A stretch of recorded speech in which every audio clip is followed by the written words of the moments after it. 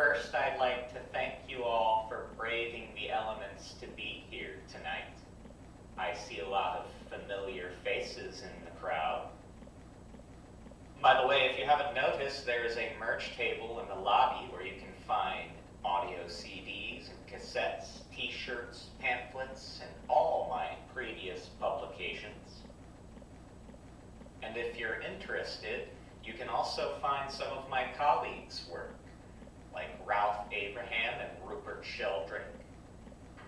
Now, I don't want to steal his thunder, but Rupert has been getting into some really interesting stuff that he calls the morphogenetic field.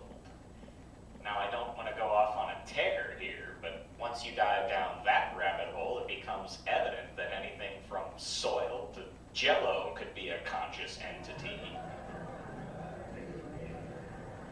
So, one of the most frequently asked questions that I receive is, how is it that I ended up where I am, doing what I do, working with these hallucinogenic organisms and their derivatives?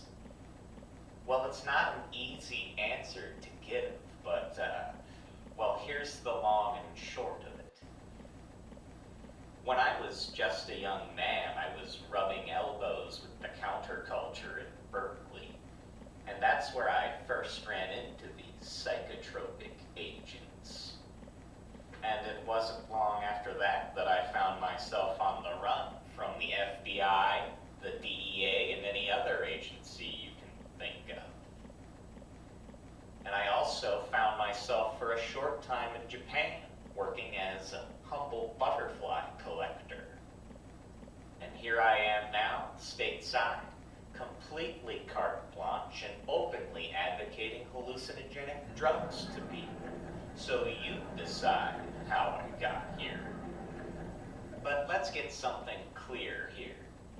I'm not carrying any DMT or psilocybin mushrooms on me right now. So don't come up and ask me for any. My advice to you is to look around. Look at the person sitting next to you in the sunglasses. I don't know if this person's from Zenebel Ganubi or the CIA, but I'm sure he'd be glad to get you what you're after.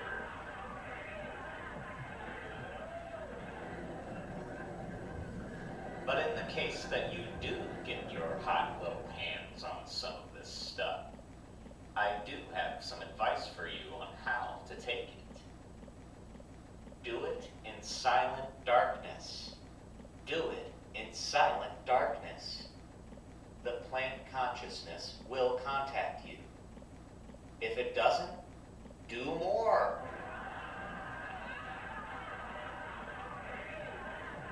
Now, what I like to do is I like to take 5 dried grams and I'll eat them raw.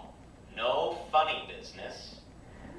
And then I'll roll some bombers while I wait for it to hit, you see. And when the trip starts peaking, I'll smoke the bombers and then fuck a bucket of rocks.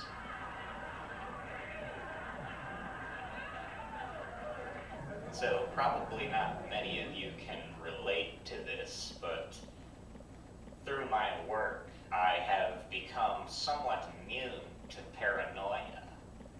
So all this talk of the Greys and the Illuminati and these secret societies, this doesn't faze me.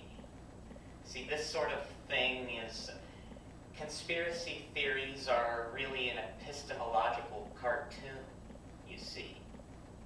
The real dark truth is that no one's in control.